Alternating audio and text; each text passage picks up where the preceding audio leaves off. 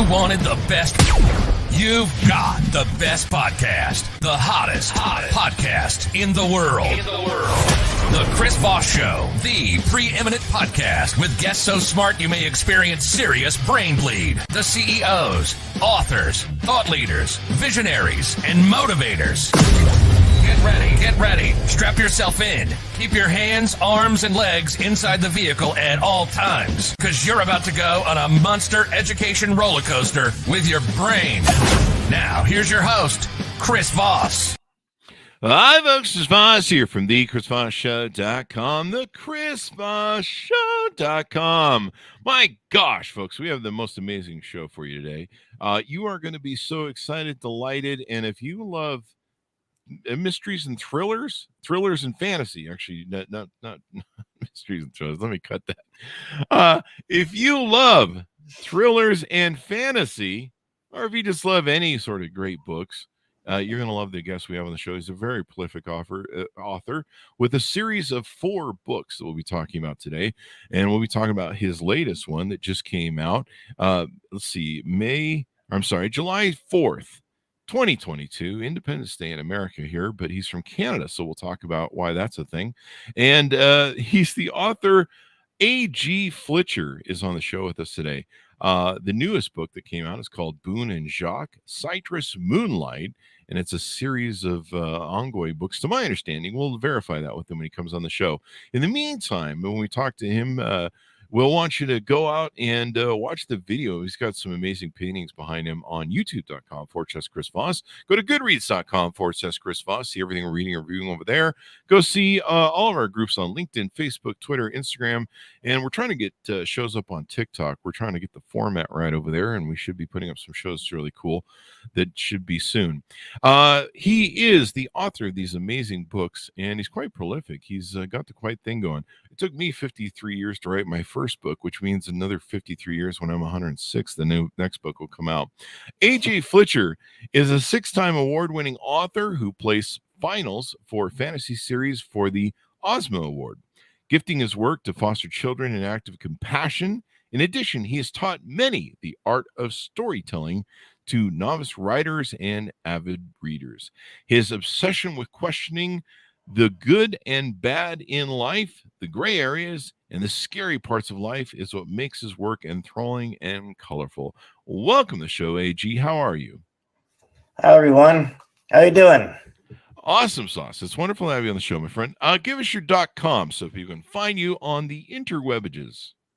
All right. It's actually pretty easy for everybody. You can use the same handle on your search engines for A.G. Flitcher for Facebook, Twitter, Instagram, TikTok, and YouTube. There you go. So you're coming into us from where? Well, Canada. I think I dropped that earlier. How's Canada these days? I'm from British Columbia, Canada. Yeah.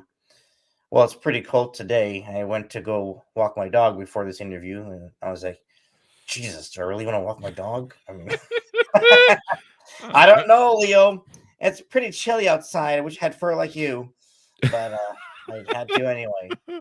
My dogs always give me that look. I have 2 Siberian Huskies. They always give me that look when I put my coat on. They're like, really? Yeah, my dog's a routine dog. He's like, excuse me, why are you still sitting? Get up. Yeah, get up. My dogs look at me and they're like, yeah, what a dumb species you are. You're born without fur. What idiots. And I'm like, yeah, well, you guys don't have opposable thumbs, so screw you. We got the nuclear bomb. So anyway, there you go. So it's wonderful to have you on the show. Give us a little bit of background as a writer. What made you want to become a writer, and what led to the genesis of these 4 books that you have out now, and I guess more to come? Well, it actually started with tragedy. I lost my mom like almost 8 years ago. So when that happened, I was looking for some kind of creative outlet to, I don't know, get through everything. And over time, I started to just talk to people. So it was just easier to balance things out. It's always good to talk to people every now and then. Yeah. And what I noticed is that I had to balance my creativity with humanity. So rather than fixate on some, artful outlet, I just saw it as my catalyst to, I don't know, pass on how I dealt with trauma, as opposed to leaning on my creativity and seeing it as more of just a fun thing and also educational thing through entertainment for others. Hmm? Did you write before? Did you do any writing earlier on? Some people will do things that will, future burgeoning stuff. I would write little limericks or little poems and stuff when I was a kid. Um, no, actually, I didn't always want to be a writer. Before, I wanted to be a filmmaker, a journalist, Oh, a chef. I never could make up my mind when I was younger. Was I've always been a random person. I have thoughts upon thoughts piling on each other in my head. So when I was thinking about all these different avenues that I was contemplating, I realized that they all had to do with creativity and being organized. So once I started reading more diverse books and trying to pick up on cadences and all that stuff, I realized that, you know what? I think writing is my thing. And once life started to become more challenging and more interesting, and all the ups and downs, I was like, you know what? I think there's something about storytelling that can marry the two of kind of navigating through life's chaos. there you go. I mean, this is why we appreciate stories. This is why we value stories, because not only is it a great way to, like you say, navigate through life's crisis or life's chaos, and sometimes to give us peace, sometimes to give us a timeout. It's good to maybe think about something else other than maybe what you see on the news every day or pestilence. Everything that's on there, and that's just what's on. I don't have a joke for that. There was a lead in somewhere and I lost it. But it's we need a little bit of tune out time. We need a little bit of fantasy time where we disconnect from the real world and think of good things and better things. Or sometimes we like to think of challenges. I think Yeah, the mind is an interesting thing, especially if you have like six personalities like me, because they all six have their own minds. But stories the way we learn, stories the way we learn about life, yeah, I told my niece and my nephew, I said, when they graduated high school, I said collect stories, be a story collector, because that's how you learn. And some of the greatest things I've ever had in my life are the stories and my memories and stuff, and God forbid I should ever lose that. At least whatever half of my mind I still have left. So you start out as a screenwriter, is that correct? And you made a couple short films. yeah. On a very like zero to shoestring budget. You know, I once shot a short film in 3 hours, going to three locations, Mm, and the thing about that process is what really encouraged me to really educate myself before doing any kind of proper writing. I mean, it was fun, the whole excitement of go go go, but the thing about filmmaking, whether you make a break or not, uh, there's something about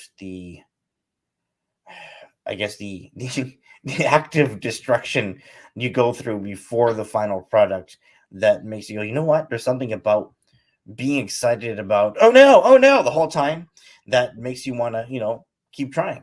mhm. Yeah, it's quite the adventure. And is screenwriting much different than writing for a book?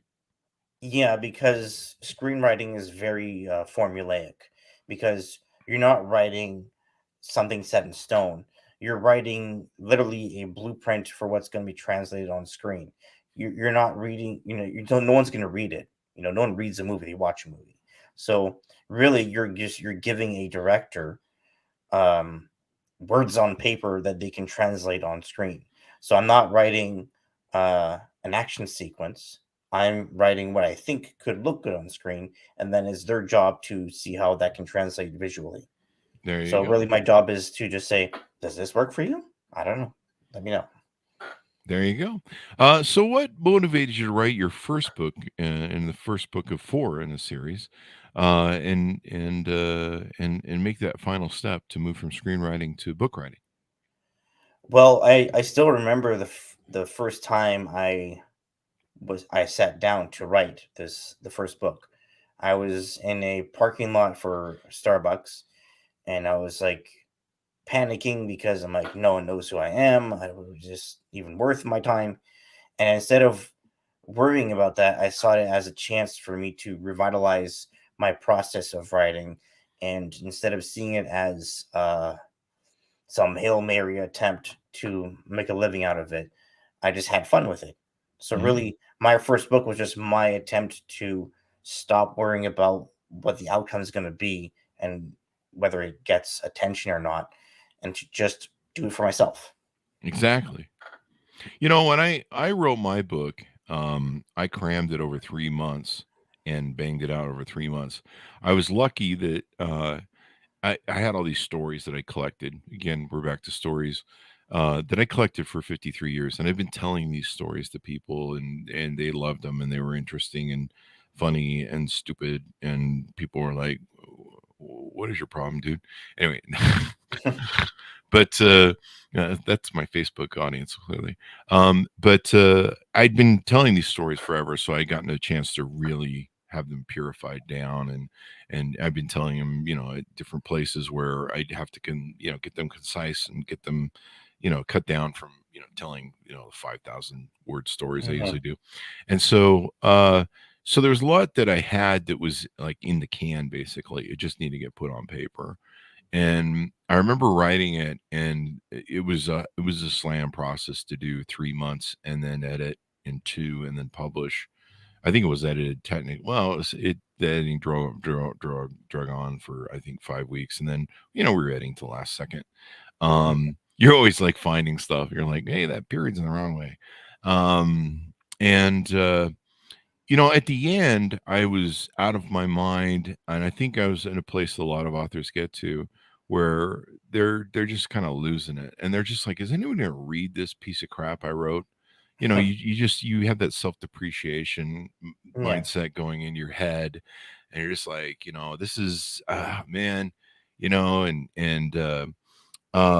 I reached a point where I was like, you know what? I've told my story. These are stories I've been carrying around for 53 years. I finally put them on paper for all of eternity, or however long Amazon you'll keep reprinting after I'm dead. And which my understanding is as long as they're around. So they'll probably be around longer than I am at this point. Yeah. Although, knock on wood, I mean, they could go MySpace, I suppose. But segues aside, uh, I got up down, and I came to this. I finally just came to the dead end. I don't know if it's a dead end, but I came to this dead end where I just went, you know what? I don't give an F if anybody reads this book, anybody cares, or whatever. I got my history on paper. I just immortalized myself. I don't care. I told my story. I said what I said, and I'm happy with it. If no one buys it, I'm going to be happy with it because I just achieved something most people don't do. And most people can't do is write a book and get it published. So I kind of reached that point too. I know what that's like, and a lot of my author friends were like, "Yeah, man, when you reach the point where you're that frustrated and you're, just go a little bit further. You're almost there." Mhm. So yeah, I mean, being able to write something and be happy with yourself and go, you know what, yeah, I don't it doesn't matter to me whether anyone likes it or not. And a lot of the greatest things I've ever done in my life are things I did for myself. So it's a good journey to go on, huh?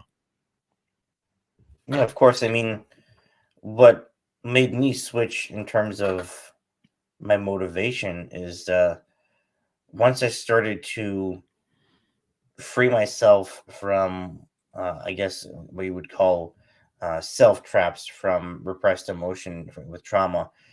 The more I valued my work, because when people tell me how my work affected them, the more value I saw, not just in my work, but in myself. And it made my writing that much more freeing and a lot more cohesive because I worried less about uh, how much I was putting myself in there and how I incorporated other people in. And instead of worrying about what is going to be in the context of my writing, I just saw it as a piece of art that I created. And however little or however big this, you know, gains attention, I'm going to be happy with it because the fact that I'm not worrying about the finance of my writing is to me a sign of growth. That I'm not seeing this as um, a selling tool or something Mhm. that I'm trying to sell. I'm seeing it as a creative opportunity for me to evolve as a person. There you go. There you go. Sometimes sharing how we evolve and how we do things is the best way to inspire others. So that's always important. So let's talk about your book. You created a 4 series book based upon, I believe, 2 characters, Boone and Jacque. Yeah. What made you settle on writing fantasy thrillers, and what made you want to talk about these 2 folks and who are they? Well, if I'm being honest, these are two versions of me. Ah, Uh, Boone is for those who are watching this on YouTube, Boone, that guy here. Sorry, now it's in frame. He's more of my goofy and down to earth, salt of the earth kind of guy, mhm, and Jacque is my studious and book reading side, and very hmm, philosophical and logical. So, really, at first, it was about me understanding who I am as a person and as an author. But mhm, once I distanced myself from the characters and made it more about their growth and not mine, it became way more gripping because I made it less about myself and said, you know what, I can't keep making it about my pain and who I am, because then I'm becoming a selfish author who's just like, I'm gonna write about me. No one cares. So well, I mean, some people do. some people do if you're doing Yeah. self-help books, but I mean, like, for those who are reading fiction, or really fantasy books, because sometimes what authors do when they're trying to use writing as a catalyst for their emotions, you can tell that it's becoming more and more narrow as opposed to fully enveloping the story, meaning you involve other components and something that's a bit more grounded in a, a bigger picture of what you want the story to be. So that's how the series evolved. Hmm.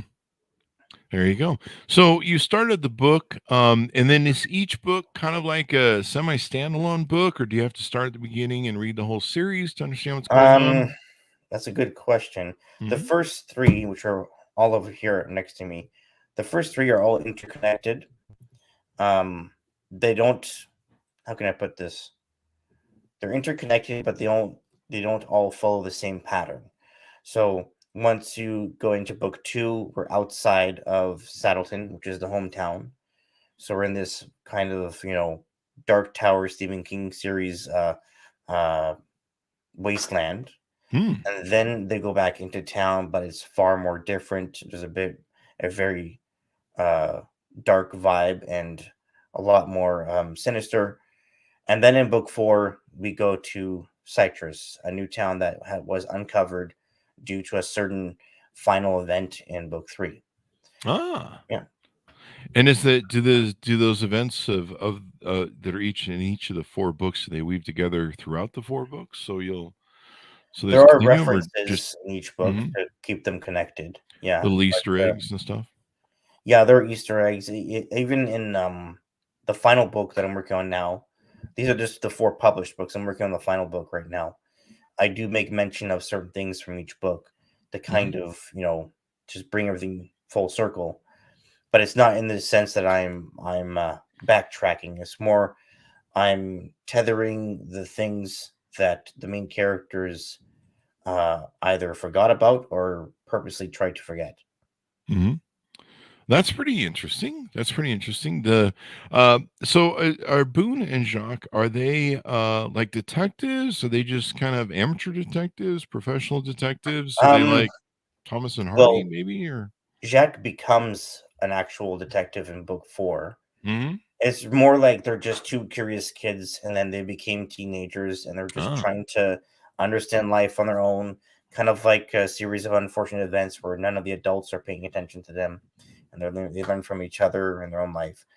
Uh, but Boone is more lost at the beginning than Jack is. He has Mhm. a longer journey at the beginning of understanding himself and his purpose in life. And it wasn't to be a detective. That's just how their curiosity comes off. That they're always so curious in a detective uh, manner. Um, but it is only Jacque that really sees himself as a detective. Ah, there you go. So they go on different adventures, and they're best friends, and they go through all these different things they're always discovering. Now, you mentioned that you're working on the fifth book, Mhm. and that will be the end of the series.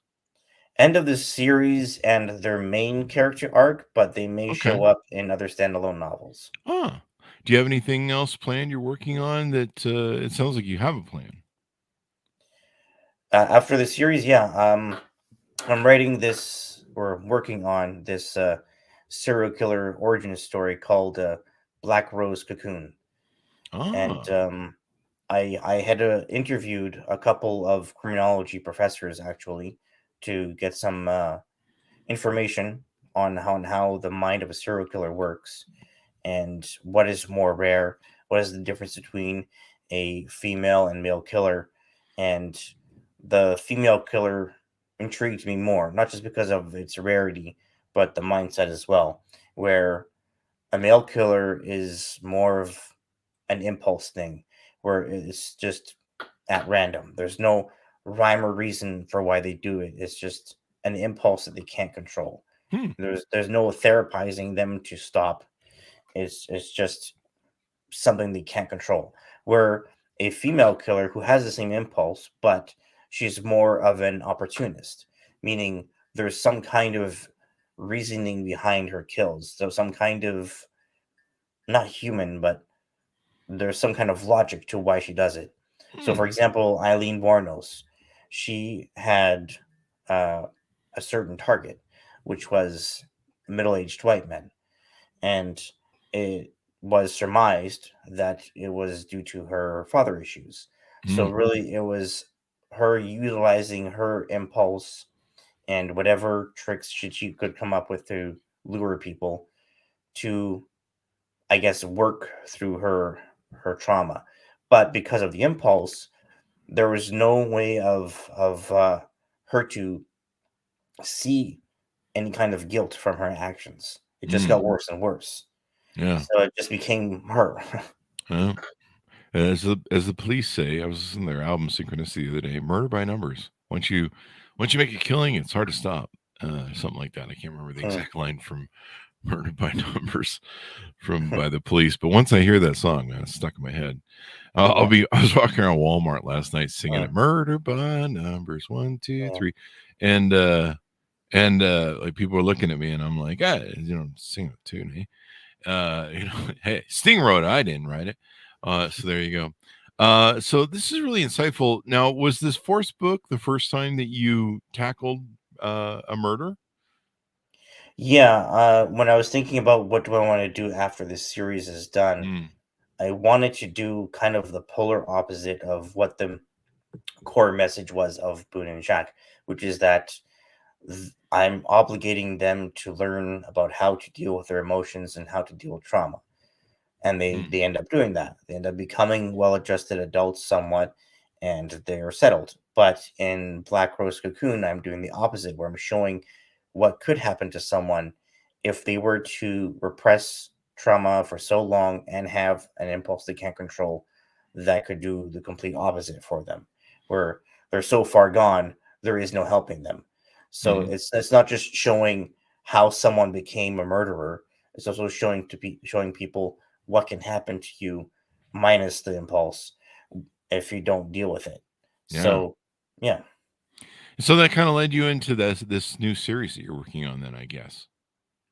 Yeah, and Mhm, it's just it's something to kind of counterbalance what I'm working on now, and then mhm, in the future I'll start working on other things. Like I'm working on a brother sister adventure story, and then a 3-in-1 book fantasy series that's kind of like a prequel to Boone and Jacque, where I'm introducing basically the source of where all this magic and chaos comes from.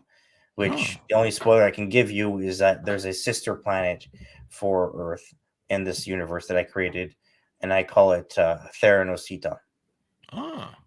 So that's going to be interesting. You know, we have a lot of writers come on the show, and some are very prolific. They've written 50, 60 books, and they have like all these different book series they're doing with, you know, where they have, you know, these guys over here and these guys over here, and they're completely different book styles, but they flip around. They'll do like one series of books that have like 10 or 12 in them of some folks, and then they'll have another series going 10, 20, 30 books or whatever. And, you know, they're just constantly hopping around, and it kind of helps them keep fresh, is my impression. It kind of help them develop stories better and be fresh at coming back to older characters with stuff they worked on. Kind of like a little vacation, if you will. Yeah, I mean, I have some like old unfinished film scripts that I'm turning into books too. Like, there's this. It was only 8 pages, and I stopped. But I did my twisted version of The Notebook, in which I call it "Getting to Know Hank and Lucy," where all I wrote was this opening scene where this middle-aged couple is walking on a beach, and they see a man in a tuxedo washed up ashore with a big vintage, like, you know, trunk, and they carry him to their house and the box too, and they uncover in the box an old picture of the wife and this man that washed up ashore, and they're trying to understand who they are. Wow, that's a whodunit, or who not. That's definitely an adventure. That would freak me out, man. I'd be like, why is there a dead guy with our pictures in him? And are we next, or who done it? And, that paints a disturbing picture that keep you up at night. I'd be like, check all those windows and doors. And you know what's funny about what you're saying? I just posted this morning. I posted a video teasing the serial killer story. And one of my illustrators who works with me, she said it made her jump like 3 times. It was only 2.5. It's only 2.5 minutes long, but she's just like, ah! I'm like, okay, I guess I did my job then. There you go. So it sounds like writing, you're getting it really down. You're getting a passion. The books are quite thick. I think the latest one was like 400 pages. I think I saw it. Did I see? Yeah, that right? my books average between 450 and 420, or 420 and 450. That's a lot of mystery and thriller in there. A lot of fantasy. Yeah, I mean, the reason why my books are so thick and why I'm so detail oriented is because of the author that I look up to, which is Stephen King. Yeah. Yeah, I love his work, and I'm still dreaming of the day that I meet him. There you go. I mean, it's good to have heroes. I mean, he's definitely prolific. We've tried to get him on this show, but you know, he doesn't need to appear anywhere anymore. He has the money, he has the time. He's just like, I just publish, and I'll just pretend that he's watching the show. Hi, Steven. Hi, Steven. Hi, Steven. Please come on the show if you're watching. Jimmy Fallon, I want to be on your show. Yeah, we have a lot of authors on. I mean, we have a couple of authors. We have the writer for James Bond on the show. Cool. That's a cool, interesting series. They switch out the authors, but I guess he did I think it was the last 2 or 4 books. They all have to be improved by the owner of the thing who makes the films. I forget their names. The Broccolinis. But they're a family. The wife inherited it from the husband, who created the whole movie series. But you know, we've had people that are really prolific. I don't know how many books Stephen King has now, like probably 100 plus or something. Yeah, I have authors that come on the show and they put out a book. They write a book in about 4 months on a novel, and then it takes about, you know, it takes the big publishers, it takes about almost a year to get it out, or I think they have it banged out to where they do their books in about 8 months, but they do those lead out. But I just saw one of my other prolific authors. I think he's in his 30s books. He might be in his 40s. He bangs them out like every 4 months, and they just punch him out, and he just scheduled again for the show. I think he's been on 5 times now, And a lot of these authors, they just really are prolific. I'm kind of jealous. I think that's why I'm talking about it. Well, if I didn't have a day job, I'd be doing the same thing. Hmm. But I gotta eat. You're getting there. You're getting there. Yeah. One author we have on, she started writing back in the 60s. Hmm. And, writing for women wasn't a big thing back then. It was kind of discouraged by her husband at the time because, it was that sort of era. And then she became single and divorced. I think her husband had an alcohol problem. And so she started writing for a living. And everyone was like, no one's going to want to read your books. But they did. And she got a fan base and she's built it over all these years. Mhm. And she comes on the show about every, I don't know, 6 months or so, 8 months, I think it is. But she just punches out a book and she's got multiple, storylines that are going on. So Yeah. it's really cool. What are anything else we want to tease out about your book series, about the books, the newest book, anything we want to tease out that we haven't touched on? Well, one of the important themes in Boone and Jacque is diversity. So, Hmm. for example, Jacque is pansexual.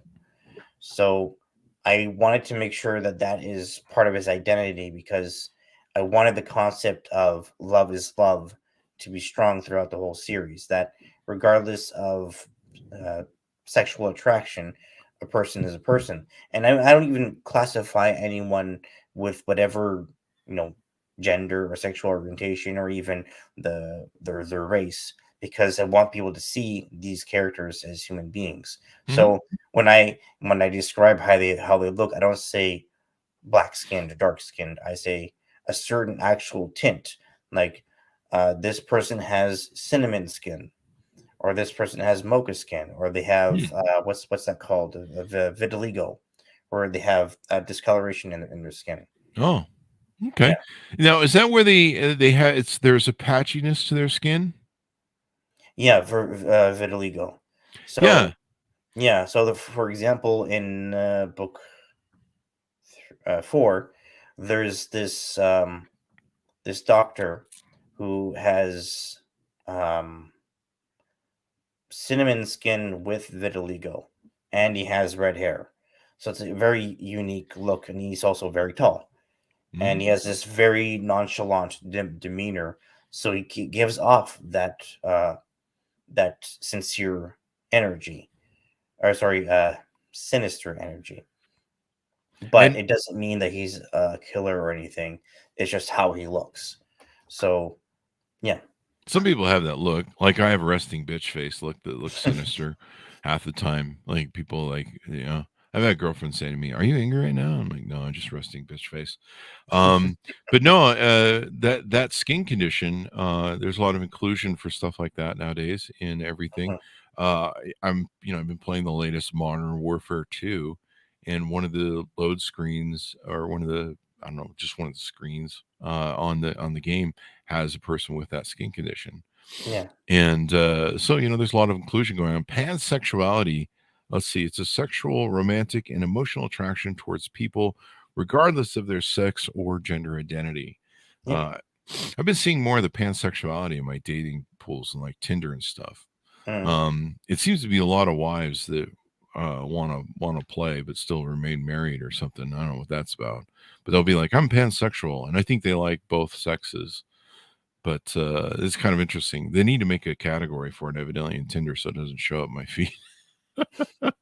I really don't want to date somebody who has a husband. That's kind of not my thing. But hey, I'm not judging. I'm not judging. That's your thing. That's totally cool for you. It's just not cool for me. Yeah. I, Well, what is there was something else. Oh, okay. So to really sell diversity, I have in at the end of book 3, mhm. Jacque marries a transgendered woman of color Mm. who is half Puerto Rican, half Moroccan, Ah.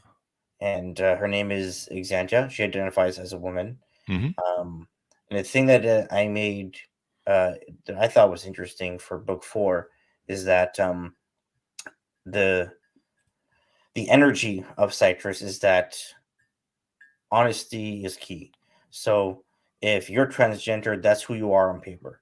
But because of Exantia's perspective of herself, meaning she sees herself as a woman, she um, opted out of being a detective for the agency because they were trying to obligate her to be on paper as transgender. But once they really needed her, they accepted her for who she is. And same goes for anyone who came aboard the agency. So when you read book 4, you see that not just for those characters, but for everybody, Mhm. um, everyone is seen the way they want to be seen, Mhm. and that the only way they're being judged is by their thoughts that come out loud and their actions, which to Mhm. me is the only kind of judgment that has reasoning. Definitely. I mean, people are going to judge in biology, but it's important that people have their identity and what they want to take and do, and the influence they want to take and have. So that's awesome. Do you find that it resonates with the LGBTQ community? I'd say so. I mean, a lot of my readers are from that community, and they've never had any issue with what I do. I Awesome. mean, even at the end of book 3, it's very subtle, but there's this, I guess, hospice scene where all of these elderly people are just, with each other, and I showed something that I thought I have never seen publicly, um, in like the 50s, 60s kind of thing. I had a gay couple who are in their 80s, and it Hmm. was two men. I've never seen that before. I mean, I've seen pictures of soldiers that were gay, and it's just not really brought up that much. Hmm. So I wanted to kind of exemplify the importance of not just youth being uh, vocal about their sexuality, but people from previous generations as well. Mhm. Most definitely. I mean, it's always been around. I mean, a lot of people had to hide it back in the Hmm. old days where it was Yeah, frowned on and society wasn't as accepting and kind of stuck in their old ways. So it's really interesting, and it's great that there's that inclusivity there where people can feel like they have roles and characters yeah. they can identify with. Because for a long time, I remember when they said to me that one of the Teletubbies was LGBTQ, and I was like, oh, really? I've watched that show. I mean, Yeah. I don't I not even created this get it, but I get it. Whoever can yeah, figure that one out. I created this magical species called the Midnight Walkers. Mm. And essentially, if when you look at them, they're made of basically the galactic nature of the universe. So you see all the stars and galaxies through their body, but Oh they have wow. different shades of lipstick and eyes. Oh wow. So so the idea behind that was that I'm marrying the concept of we are one part of the universe with Oh. humanity.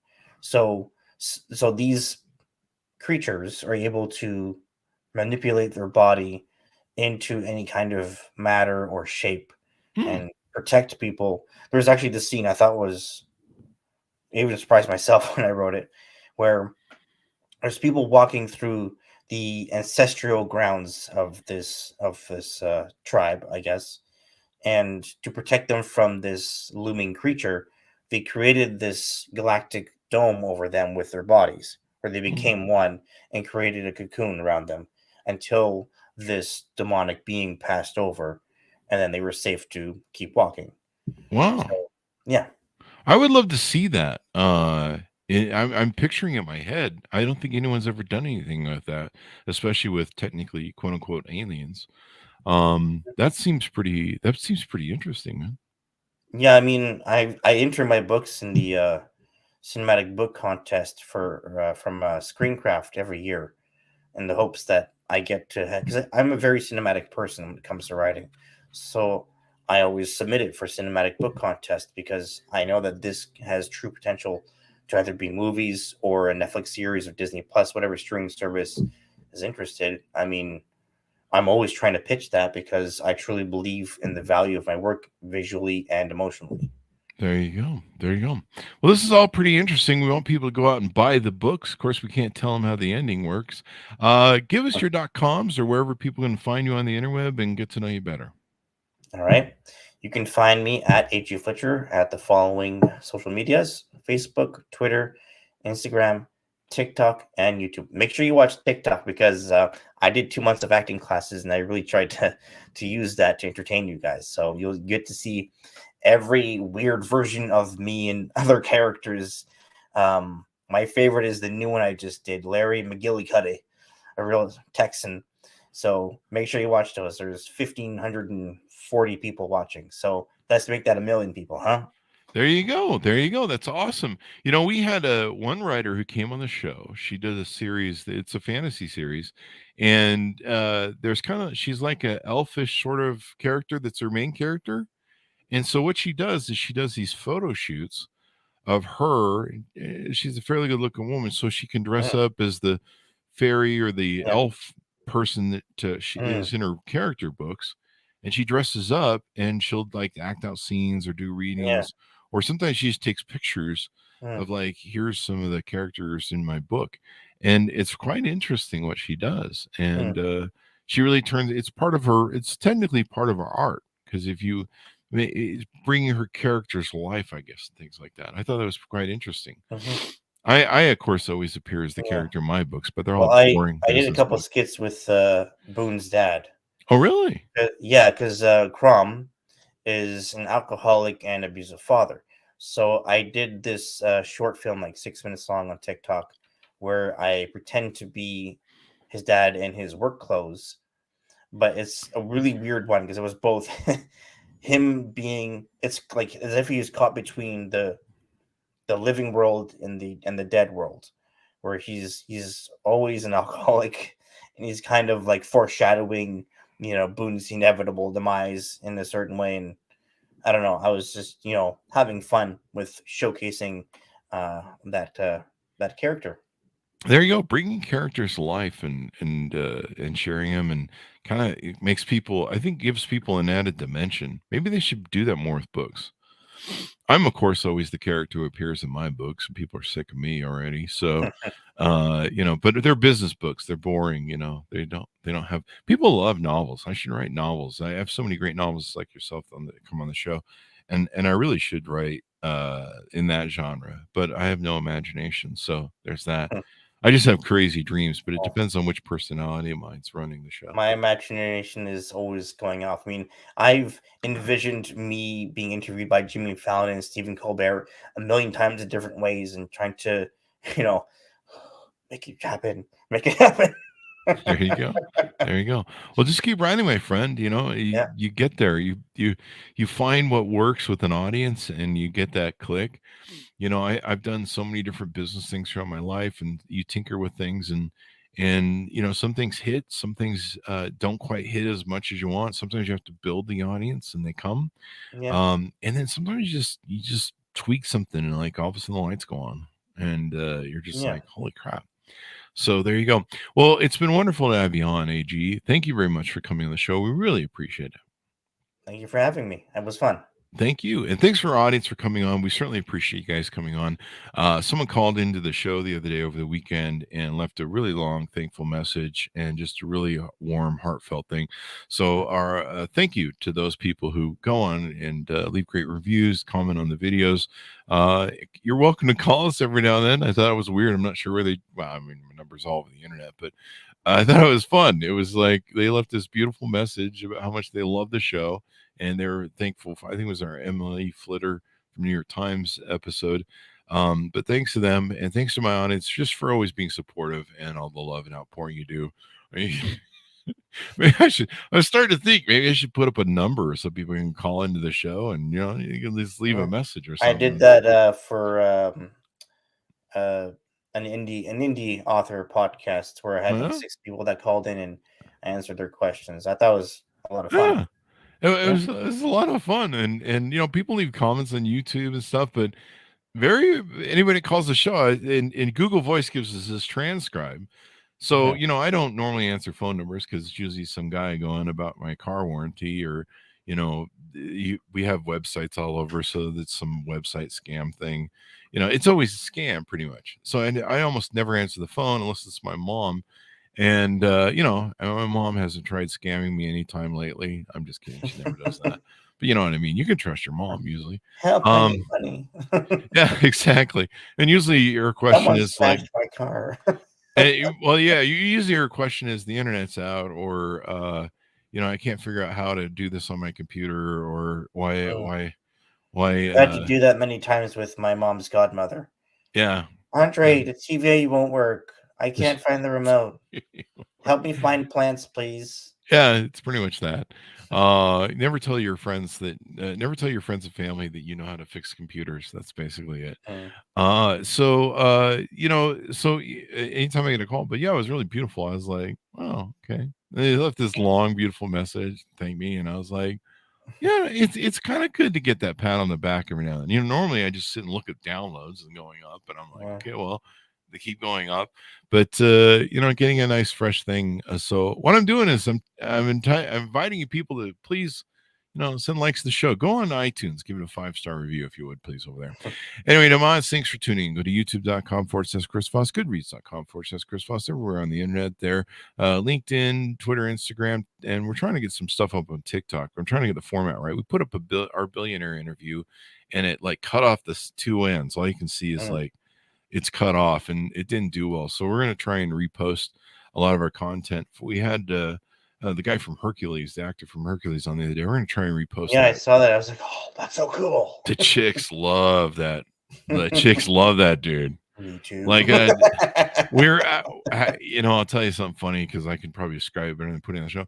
But he's a real professional actor, and I thought about doing a bit on the show where I would have, like, we've had some questions come in for you, Mr. Sorbo, on the show, and then I reach over and grab like a whole set of bras, and I say like, this one says throw this at him. Here's another bra that says throw this at him, and then I was going to hold up a male thong, that looked a little male-ish, and I'd be like, say freshly used. someone sent this in and said throw it at him. I thought it would be a funny bit, but he seemed real professional. He's on the show, and I'm like, he probably gets enough of that kind of thing. Yeah.